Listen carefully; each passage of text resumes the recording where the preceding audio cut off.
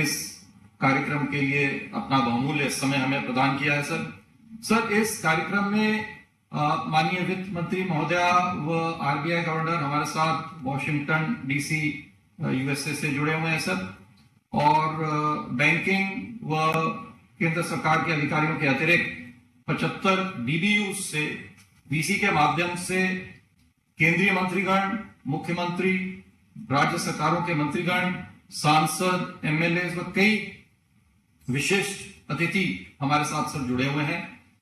मैं सर्वप्रथम sir RBI governor महोदय से निवेदन करता हूं, जिनके दिशा निर्देश में ये पूरे कार्यक्रम डीबीयू परियोजना की परिकल्पना व रूपरेखा रखी गई है, कि वे अपना स्वागत उद्बोधन प्रदान करें। माननीय आरबीआई गवर्नर महोदय। Namaskar,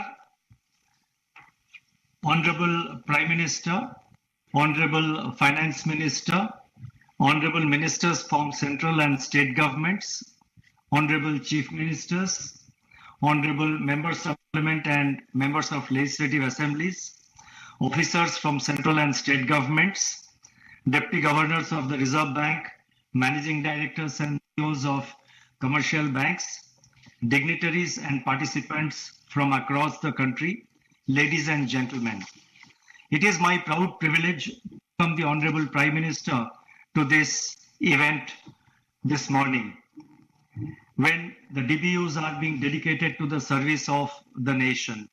And this is happening at a time when we are celebrating Azadi Ka Amrit Mahotsav. This is a joint initiative of the Government of India, the Bank, the Indian Banks Association, and the various participating commercial banks. In recent years, digital banking has emerged as a preferred channel for delivering banking services across the country. The Reserve Bank has been taking progressive measures to improve availability of digital infrastructure from banking services. Following the announcement made in the Union Budget 2022-23 by the Honorable Finance Minister for setting up of 75 digital banking units, that is DBUs, the Reserve Bank issued the required guidelines after consulting the Indian Banks Association and the various commercial banks, and also the various experts in the field. It is heartening to note the commercial banks, both in the public and private sector, have responded very positively to this initiative. 75 DBUs, that is digital banking units, have been set up in a record 6 months' time in 75 districts spread across the country to commemorate 25 years of our independence. Our focus is to harness the benefits of technology and innovation in the banking space. The establishment of DBUs is a step to further augment the digital infrastructure in the country. This will act as an enabler in the digital ecosystem and will improve customer experience by facilitating seamless banking transactions. The DBUs will also aid our effort to promote financial inclusion by providing banking services in a paperless, efficient, safe and secure environment. The specific financial services to be provided by the DBUs include, among various other things, savings, credit, investment, and insurance. On the credit delivery front, to start with, the DBUs will provide end-to-end digital processing, small ticket, and MSME loans, starting from online applications to disbursal of the loan sanctioned amounts. DBUs will also provide services related to identified government schemes. The products and services in these units will be provided in two modes, namely self-service and assisted modes, with self-service mode being available 24/7 365 basis. The banks are also free to engage the services of digital business facilities and business correspondents to expand the footprint of the DBUs. What is very important to note in this context is that these physical units will act as a focal point for developing customer awareness and customer education about utilizing various digital facilities to do banking operations, to do banking activities, including applying for loans and availing loans from the banks. In effect, this will result in greater credit penetration in our country. I take this opportunity to appreciate the commendable work done by the Indian Banks Associations, the banks which have established these DBUs, the Department of Financial Services in the Ministry of Finance, my colleagues in the Reserve Bank for their efforts in setting up these 75 DBUs in a very short span of time. I once again take this opportunity to welcome the Honorable Prime Minister, Honorable Finance Minister, and other dignitaries and all other participants to this important event. Thank you. Dhanyavad. Namaskar. Thank you sir. अब मैं माननीय वित्त मंत्री महोदया, जिनका मार्गदर्शन भी हमें इस पूरे कार्यक्रम हेतु समय समय पर मिलता रहा है, उनसे निवेदन करूंगा कि वे अपना उद्बोधन हमें प्रदान करें। फाइनेंस मिनिस्टर महोदय। Namaskar. Respected Prime Minister, Cabinet colleagues, Governor of Reserve Bank of India, Chief Ministers, Deputy Chief Ministers, Governors, Lieutenant Governors, and other dignitaries. Deploying technology to achieve development goals is the hallmark of our government. When in 2014, the Prime Minister Jan Dhan Yojana was launched, it was soon followed by mobile and Aadhaar integration, leading to DBT, Mudra, and many more. Financial inclusion was deepened and furthered through the flood of digital payment options. India's National Payment Corporation is fast finding inroads in several other countries as well. Digital identities, digital payments, digital transactions, account aggregators, open network for digital commerce have emerged, and very swiftly at that, even despite COVID-19. Even more interesting is the level of acceptance common Indian people have shown in adapting to technology-driven financial inclusive schemes of Government of India. During Amrit Kaal, Honorable Prime Minister, furthering your vision for greater use of technology and getting digital banking into India, the scheduled commercial banks are establishing 75 digital banking units in 75 districts of our country. DBUs will enable people who do not have a personal computer, who do not have a laptop, or do not have even a smartphone to be able to access banking services. They can do it digitally and without a paper in hand, meaning in a paperless mode. For those who are not even tech savvy, there is a mode where they can be facilitated to avail of these paperless services. As the Reserve Bank Governor explained, they will be paperless. The operations will be 24/7 available. Din Raat the services pure available rahe. Even cash deposit facilities or opening of a deposit or fixed deposit or recurring deposit, you can avail of all these services. Government's credit-linked schemes through the Jan Samarth portal will also be available for ordinary users. MSME and retail businesses can benefit out of it. As was explained, financial literacy can be promoted through these units. Financial inclusion and digital banking go another mile in achieving greater digitizing and formalizing of Indian economy. I urge all the representatives who are present here today to spare at least some time each day to promote literacy, financial literacy, digital education for the bank customers and for all those business units which are small in your neighborhood. Popularizing digital banking is important. Also, the most important aspect is that it is going to be cost effective for the consumer. It is going to be absolutely safe and secure for them to use it.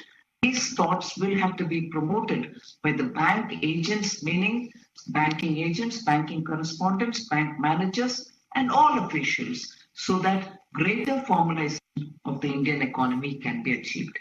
And finally, I congratulate the RBI and the Indian Bank Association for very speedily implementing this in a very efficient manner. I am sure that our collective efforts, the DBUs, will go a long way in giving further impetus to digital banking in India and help our economy to move towards a cashless and inclusive economy. Dhanyavad. Thank you ma'am. अब मैं माननीय प्रधानमंत्री जी से निवेदन करता हूं कि वे सांकेतिक बटन दबाकर डीबीयूज का लोकार्पण करें व हमें अनुग्रहित करें। माननीय प्रधानमंत्री जी।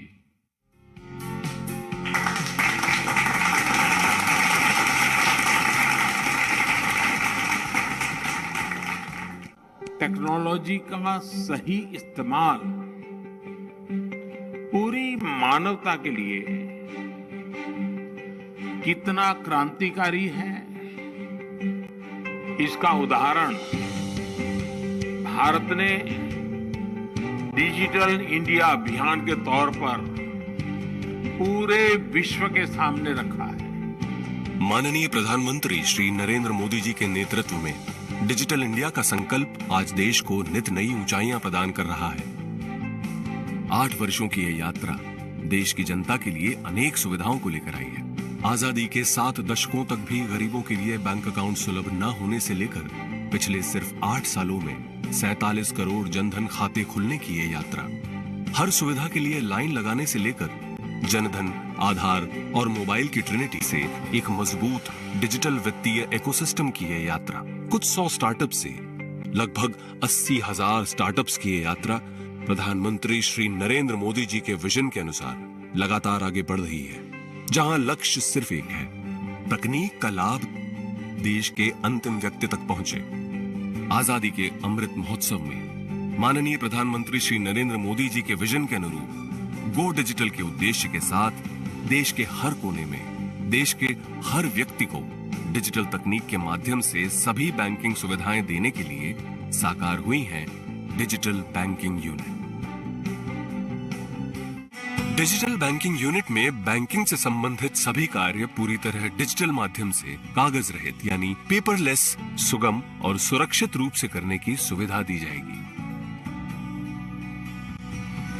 डिजिटल बैंकिंग यूनिट्स में सेल्फ सर्विस जोन के अंतर्गत इंटरनेट बैंकिंग की सुविधा, डिजिटल सेवाओं के लिए टैब, ई-केवाईसी या वीडियो केवाईसी का उपयोग करके खाता खोलने की सुविधा, महत्वपूर्ण बिलर्स द्वारा बिल भुगतान की सुविधा, एंड टू एंड लोन की पूरी कागज रहित और सुगम सुविधा के साथ साथ सरकारी योजनाओं का लाभ उठाने हेतु सभी सुविधाएं उपलब्ध रहेंगी। ये सेल्फ सर्विस जोन साल के 365 दिन और दिन के 24 घंटे सेवा में रहेंगे।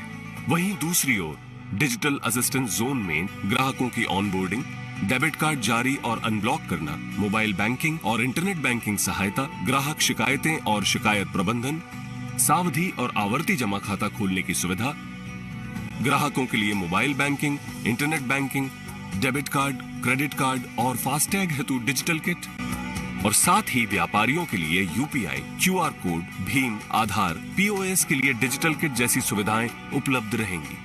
डिजिटल बैंकिंग यूनिट देश के डिजिटल क्रांति में एक महत्वपूर्ण हिस्सा बनेगा और देश की जनता को सुगम, सुरक्षित और कागज रहित बैंकिंग का अनुभव देकर देश में डिजिटल बैंकिंग के प्रयोग को बढ़ावा देगा। इस विश्वास के साथ इस महान देश और हर भारतीय को इस स्वर्णिम अवसर पर माननीय प्रधानमंत्री श्री नरेंद्र मोदी जी द्वारा डिजिटल बैंकिंग यूनिट्स समर्पित है।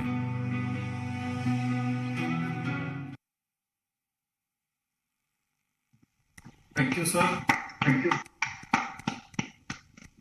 अब मैं माननीय प्रधानमंत्री जी से निवेदन करता हूं कि वे हमें अपना मार्गदर्शन व आशीर्वचन प्रदान करें। माननीय प्रधानमंत्री महोदय।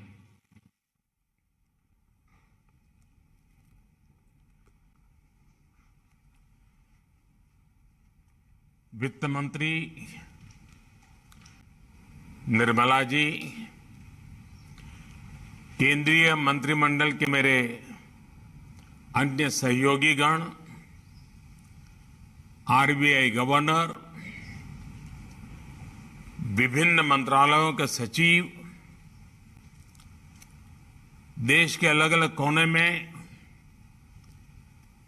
मुख्यमंत्री, मंत्रिपरिषद के लोग जो इस कार्यक्रम का नेतृत्व कर रहे हैं, अर्थनीति से जुड़े सभी जानकार, बैंकिंग सेक्टर के एक्सपर्ट्स, अन्य महानुभाव, देवी और सज्जनों, 75 डिजिटल बैंकिंग यूनिट्स, इसके शुभारंभ के इस अवसर पर सभी देशवासियों को हार्दिक शुभकामनाएं। आज देश डिजिटल इंडिया के सामर्थ्य का फिर एक बार साक्षी बन रहा है। आज 75 डिजिटल बैंकिंग यूनिट्स देश के 75 जिलों में धरातल पर उतर रही है। मैं इस मिशन से जुड़े सभी लोगों, हमारे बैंकिंग सेक्टर को, हमारे आरबीआई को बहुत बहुत बधाई देता हूं। साथियों, भारत के सामान्य मानवी के जीवन को आसान बनाने का जो अभियान देश में चल रहा है,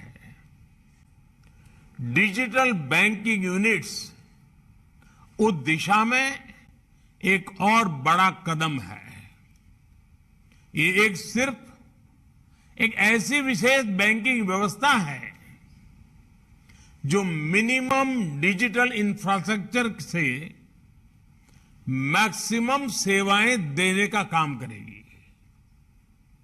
ये सेवाएं कागजी लिखापट्टी और झंझटों से मुक्त होगी और पहले से कहीं ज्यादा आसान होगी। यानी इनमें सुविधा होगी और एक मजबूत डिजिटल बैंकिंग सुरक्षा भी होगी। गांव में, छोटे शहर में कोई व्यक्ति जब डिजिटल बैंकिंग यूनिट की सेवाएं लेगा तो उसके लिए पैसे भेजने से लेकर लोन लेने तक सब कुछ आसान हो जाएगा, ऑनलाइन हो जाएगा। आप कल्पना करिए, एक जमाने में जब एक ग्रामीण को, हमारे गांव के नागरिक को, एक गरीब को छोटी छोटी बैंकिंग सेवाओं के लिए संघर्ष करना पड़ता था, उसके लिए ये बहुत बड़ा कदम हुआ करता था। लेकिन आज बहुत आसानी से इस बदलाव को वो जीने के लिए आनंदित हो जाएगा, उत्साहित हो जाएगा। साथियों, हमारी सरकार का लक्ष्य भारत के सामान्य मानवी को एम्पावर करना है, उसे पावरफुल बनाना है। इसलिए हमने समाज के अंतिम पायदान पर खड़े व्यक्ति को ध्यान में रखकर नीतियां बनाई और पूरी सरकार उसकी सुविधा और प्रगति के रास्ते पर चली। हमने दो चीजों पर एक साथ काम किया। पहला, बैंकिंग व्यवस्था को सुधारना, उसे मजबूत करना, उसमें पारदर्शिता लाना, और दूसरा, वित्तीय समावेश किया, फाइनेंशियल इंक्लूजन किया। पहले जब बौद्धिक सेमिनार्स होती थी, बड़े बड़े विद्वान लोग अर्थव्यवस्था की, बैंकिंग व्यवस्था की, गरीबों की चर्चा करते थे, तब स्वाभाविक रीते वित्तीय समावेश की बात होती ही थी। लेकिन जो व्यवस्थाएं थी वो विचारों तक सीमित रह जाती थी। व्यवस्थाएं इस क्रांतिकारी कार्य के लिए, फाइनेंशियल इंक्लूजन के लिए, समावेश के लिए तैयार नहीं होती थी। पहले सोचा जाता था कि गरीब खुद चलकर बैंक चला जाएगा, बैंक सिस्टम से वो जुड़ जाएगा। लेकिन हमने रिवाज बदला। हमने तय किया कि बैंक खुद चलकर गरीब के घर तक जाएंगे। इसके लिए हमें सबसे पहले गरीब और बैंकों के बीच की दूरी कम करनी थी। हमने फिजिकल दूरी भी कम की, और सबसे बड़ा जो रुकावट थी, उस मनोवैज्ञानिक दूरी को भी हमने कम किया। हमने बैंकिंग सेवाओं को दूर सुदूर में, घर घर तक पहुंचाने को सर्वोच्च प्राथमिकता दी। आज भारत के 99% से ज्यादा गांवों में 5 किलोमीटर के भीतर कोई न कोई बैंक ब्रांच, बैंकिंग आउटलेट या बैंकिंग मित्र, बैंकिंग कॉरेस्पॉन्डेंट मौजूद है। इसके अलावा देश में जो पोस्ट ऑफिस का व्यापक नेटवर्क था, आज इंडिया पोस्ट बैंक के जरिए वो भी बैंकिंग की मुख्य धारा का हिस्सा बन चुका है। आज देश में हर 1 लाख वयस्क आबादी पर जितनी बैंक शाखाएं मौजूद हैं, वो जर्मनी, चीन और दक्षिण अफ्रीका से ऐसे देशों से भी ज्यादा है।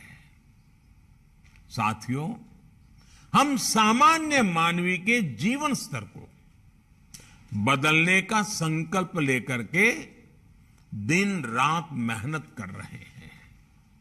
हमारा संकल्प है व्यवस्थाओं में सुधार का, हमारा संकल्प है पारदर्शिता लाने का, हमारा संकल्प है आखिरी पंक्ति में खड़े व्यक्ति तक पहुंचने का।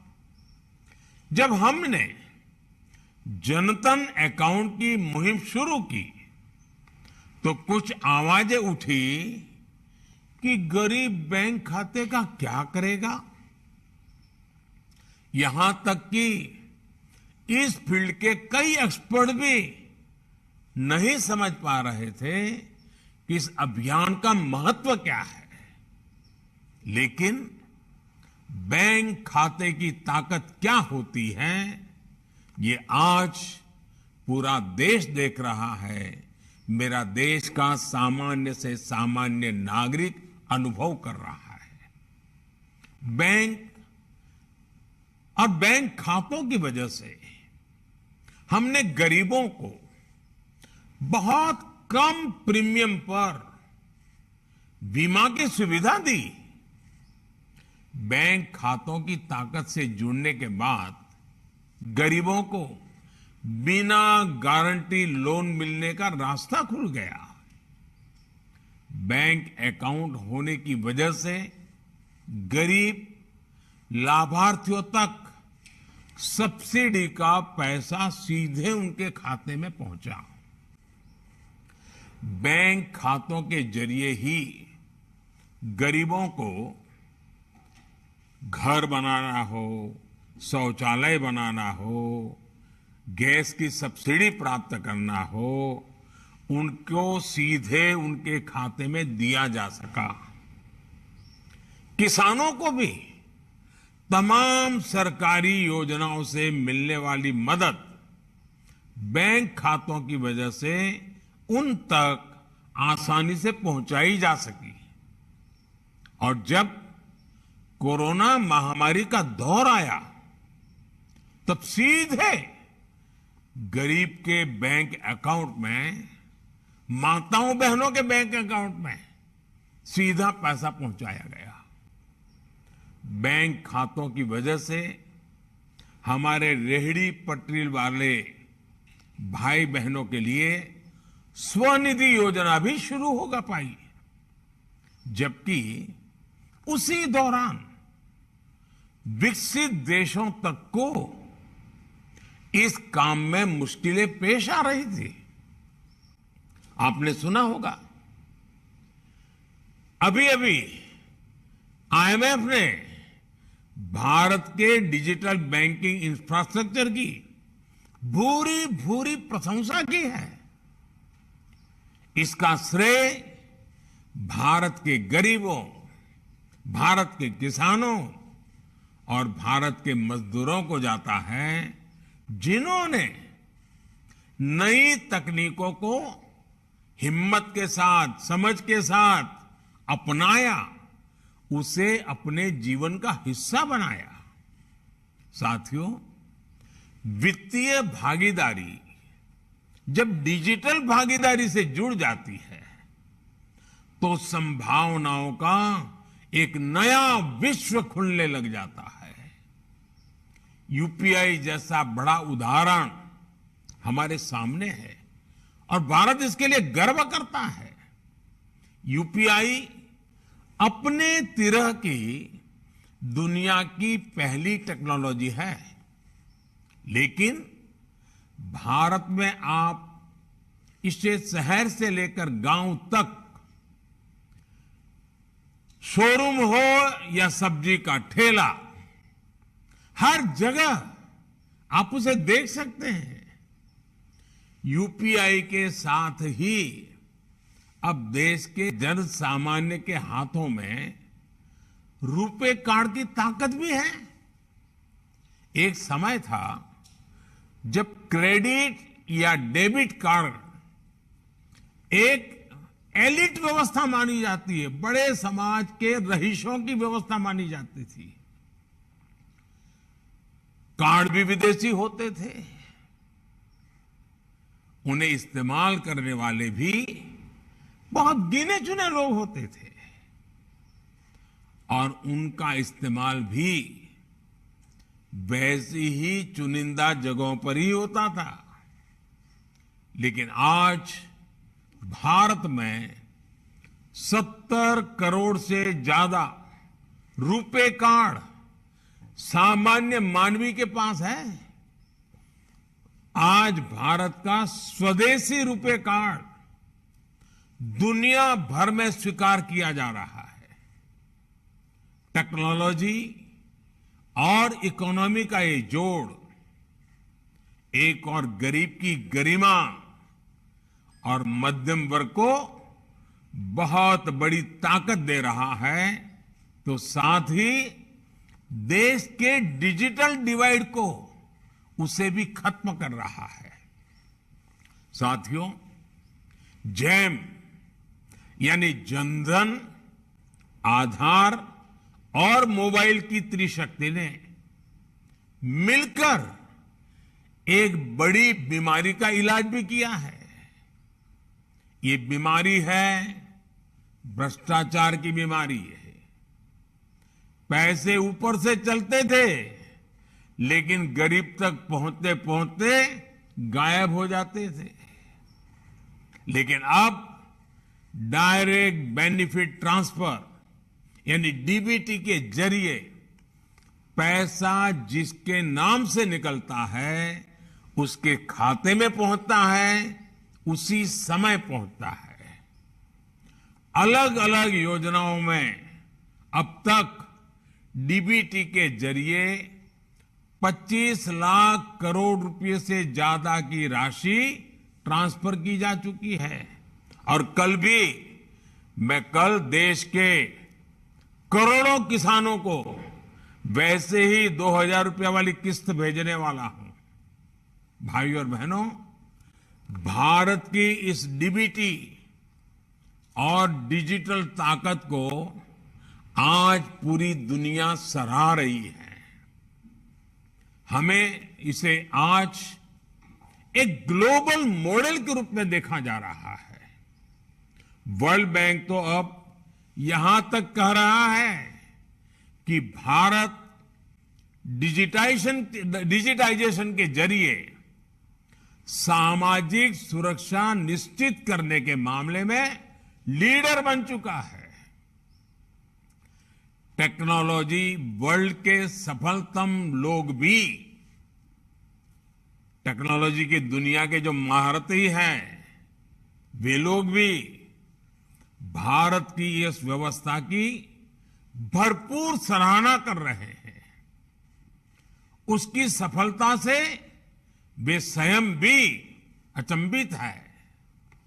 भाइयों और बहनों, आप कल्पना करिए, जब डिजिटल भागीदारी और आर्थिक भागीदारी की इतनी ताकत है, तो दोनों की 100% क्षमता के इस्तेमाल से हम अपने देश को किस ऊंचाई तक ले जा सकते हैं। इसलिए आज फिनटेक भारत की नीतियों के, भारत के प्रयासों के केंद्र में है और भविष्य को दिशा दे रहा है। डिजिटल बैंकिंग यूनिट्स फिनटेक के इस सामर्थ्य को नया विस्तार देगी। जनधन खातों ने अगर देश में फाइनेंशियल इंक्लूजन की नींव रखी थी, तो फिनटेक फाइनेंशियल रिवॉल्यूशन का आधार तैयार करेंगे। साथियों, अभी हाल ही में भारत सरकार ने ब्लॉकचेन टेक्नोलॉजी पर आधारित डिजिटल करेंसी शुरू करने की घोषणा भी की है। आने वाले समय में डिजिटल करेंसी हो या आज के समय में डिजिटल ट्रांजैक्शंस अर्थव्यवस्था के अलावा भी इनसे कई अहम पहलू जुड़े हैं। उदाहरण के तौर पर करेंसी छापने में जो खर्च आता है, देश का वो पैसा बचता है। करेंसी के लिए पेपर और इंक हमें विदेशों से मंगाते हैं। डिजिटल इकोनॉमी के जरिए हम इससे भी बच रहे हैं। ये एक अलग तरह से आत्मनिर्भर भारत में भारत की बैंकिंग सेक्टर का, हमारे आरबीआई का बहुत बड़ा योगदान मैं मानता हूं। साथ ही कागज की खपत कम होने से पर्यावरण को भी एक बड़ा लाभ होगा। साथियों, बैंकिंग आज वित्तीय लेन देन से कहीं आगे बढ़कर गुड गवर्नेंस और बेटर सर्विस डिलीवरी का भी एक माध्यम बन चुकी है। आज इस व्यवस्था ने प्राइवेट सेक्टर और लघु उद्योगों के लिए भी ग्रोथ की असीम संभावनाओं को जन्म दिया है। आज भारत में ऐसा शायद ही कोई क्षेत्र हो जिसमें टेक्नोलॉजी के जरिए प्रोडक्ट और सर्विस डिलीवरी एक नया स्टार्टअप इकोसिस्टम न बन रहा हो।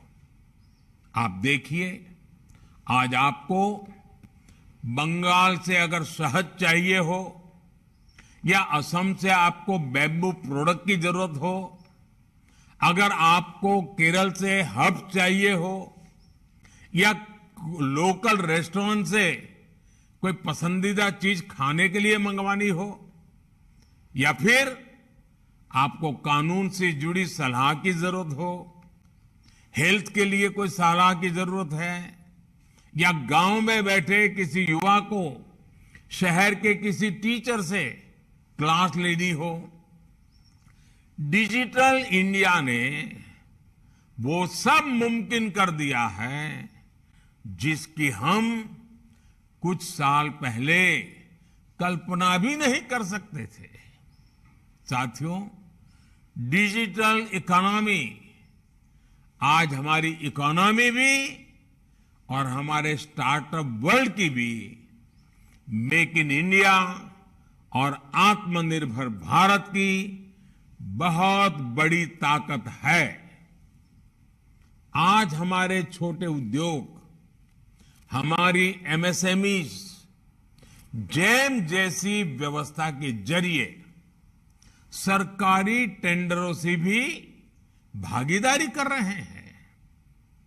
उन्हें व्यापार के नए अवसर मिल रहे हैं। जैम पर अब तक 2.5 लाख करोड़ रुपए के ऑर्डर दिए जा चुके हैं। आप आकलन कर सकते हैं, इससे देश की लोकल इकोनॉमी को वोकल फॉर लोकल के मिशन को कितना बड़ा लाभ हुआ होगा। डिजिटल बैंकिंग यूनिट्स के जरिए इस दिशा में अब कई और नए अवसर पैदा होंगे। हमें इस दिशा में इनोवेशन करने होंगे। नई सोच के साथ नए अवसरों का स्वागत करना होगा। साथियों, किसी भी देश की अर्थव्यवस्था उतनी ही प्रगतिशील होती है जितना वहां का बैंकिंग सिस्टम मजबूत होता है। आज भारत की इकोनॉमी एक निरंतरता के साथ आगे बढ़ रही है। ये इसलिए मुमकिन हो रहा है क्योंकि इन 8 वर्षों में देश 2014 के पहले वाले फोन बैंकिंग सिस्टम से डिजिटल बैंकिंग पर शिफ्ट हो गया है। 2014 से पहले की फोन बैंकिंग आप लोगों को भली भांति याद होगा और समझ गए होंगे। बैंकों को ऊपर से फोन आता था और तय होता था कि बैंक कैसे काम करे, किसे पैसे दें। इस फोन बैंकिंग राजनीति ने बैंकों को असुरक्षित कर दिया, गड्ढे में उतार दिया, देश की अर्थव्यवस्था को असुरक्षित कर दिया था। हजारों करोड़ के घोटालों के बीच निरंतर घोटाले ही घोटाले की खबरें आया करती थी। लेकिन अब डिजिटल बैंकिंग से सब पारदर्शी तरीके से चल रहा है। हमने एनपीए की पहचान के लिए पारदर्शिता लाने की दिशा में काम किया। लाखों करोड़ रुपए बैंकिंग व्यवस्था में वापस आए। हमने बैंकों को रिकैपिटलाइज किया। विलफुल डिफॉल्टर्स के खिलाफ एक्शन लिया। प्रिवेंशन ऑफ करप्शन एक्ट में भी सुधार किया गया। एनपीए से जुड़े मुद्दों को सुलझाने में आईबीसी की मदद में तेजी लाई गई। हमने लोन के लिए भी टेक्नोलॉजी और एनालिटिक्स के इस्तेमाल को बढ़ावा दिया, जिससे एक पारदर्शी और वैज्ञानिक व्यवस्था खड़ी हो सके। बैंकों के मर्जर जैसे महत्वपूर्ण निर्णय पॉलिसी पैरालिसिस के शिकार थे। देश ने उन्हें भी उतनी ही मजबूती से निर्णय किए, कदम उठाए। आज निर्णयों के नतीजे देश के सामने हैं, दुनिया सराहना कर रही है। डिजिटल बैंकिंग यूनिट जैसी नई शुरुआत और फिनटेक के इनोवेटिव इस्तेमाल के जरिए अब बैंकिंग व्यवस्था के लिए एक नई सेल्फ ड्रिवन मैकेनिज्म तैयार हो रहा है। हम इससे उपभोक्ताओं के लिए जितनी ऑटोनॉमी है, बैंकों के लिए भी उतनी ही सुविधा और पारदर्शिता है। मैं चाहूंगा इस तरह की व्यवस्थाओं को कैसे और व्यापक बनाया जाए, कैसे इसे लार्ज स्केल पर आगे बढ़ाया जाए। इस दिशा में सभी स्टेक होल्डर्स काम करें। हमारे सभी बैंक ज्यादा से ज्यादा लोगों को डिजिटल व्यवस्थाओं से जोड़ने का टारगेट रखें। एक आग्रह मैं आपसे करना चाहता हूं, खास करके मेरे बैंकिंग सेक्टर के लोगों से कहना चाहता हूं और बैंकों से जुड़े हुए गांव-गांव फैले हुए छोटे जो कारोबारी है, छोटे व्यापारी है, आप दोनों से मेरा आग्रह है। और जब आजादी का अमृत काल है, मैं आपसे देश के लिए ये आग्रह करके मैं आशा करता हूं कि आप इसको पूरा करेंगे। क्या हमारे बैंक और हमारे छोटे व्यापारी मिल करके क्या हम एक काम कर सकते हैं? क्या हमारे बैंक जो बैंक ब्रांच है, चाहे शहर हो या गांव हो, वो अपना जो उनका क्षेत्र है, उस क्षेत्र के कम से कम 100 व्यापारी, मैं ज्यादा नहीं कह रहा हूं, सिर्फ 100 व्यापारी वो पूरी तरह डिजिटल लेन देन वाली व्यवस्था, 100% डिजिटल लेन देन वाली व्यवस्था अगर हमारे 100 व्यापारी आपके साथ जुड़ के कर लें, तो आप कल्पना कर सकते हैं कितना बड़ा रिवॉल्यूशन का हम फाउंडेशन तैयार कर देंगे। भाइयों बहनों, ये देश के लिए एक बहुत बड़ी शुरुआत हो सकती है। मैं आग्रह कर सकता हूं, इसका लिए कोई कानून नहीं बना सकता, नियम नहीं बना सकता। और जब आप उसका फायदा देखेंगे ना, फिर मुझे दोबारा 100 के 200 करने के लिए किसी को नहीं समझाना पड़ेगा। साथियों, हर एक ब्रांच 100 व्यापारियों को अपने साथ जोड़ने का लक्ष्य रखे। आज जनरल अकाउंट की जो सफलता है ना, उसका मूल कारण बैंक ब्रांच में बैठे हुए हमारे छोटे मोटे जो साथी है, हमारे मुलाजिम है, उन्होंने उस समय जो मेहनत की, गरीब की झोपड़ी तक जाते थे, सैटरडे संडे भी काम करते थे, उसके कारण जनधन सफल हुआ। उस समय जिन जिन बैंक के हमारे साथियों ने जनधन को सफल किया, आज देश उसकी ताकत देख रहा है। अगर आज जो बैंकिंग व्यवस्था को देखते हैं, जो ब्रांच को संभालते हैं, वो अपने क्षेत्र के, अपनी बैंक के कमांड एरिया के 100 व्यापारियों को प्रेरित करें, एजुकेट करें, उनको जोड़ें, आप एक बहुत बड़े रिवॉल्यूशन के नेतृत्व आपके हाथ में होगा।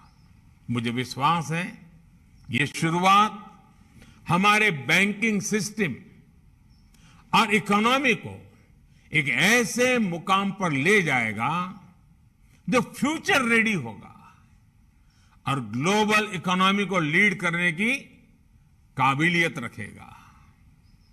इसी शुभकामनाओं के साथ मैं भारत के वित्त मंत्री, भारत का वित्त मंत्रालय, हमारे आरबीआई गवर्नर, आरबीआई की टीम, हमारे बैंकिंग सेक्टर से जुड़े हुए सभी छोटे मोटे साथी, आज आप सब मेरी तरफ से बहुत बहुत अभिनंदन के अधिकारी हैं, क्योंकि आपने देश को एक बहुत बड़ी सौगात दी है और देश के वासियों को भी इस अनमोल सौगात के लिए, दिवाली के पूर्व इस महत्वपूर्ण सौगात के लिए और आजादी के 75 साल और 75 डिजिटल बैंकिंग यूनिट अपने आप में सुभग संयोग है।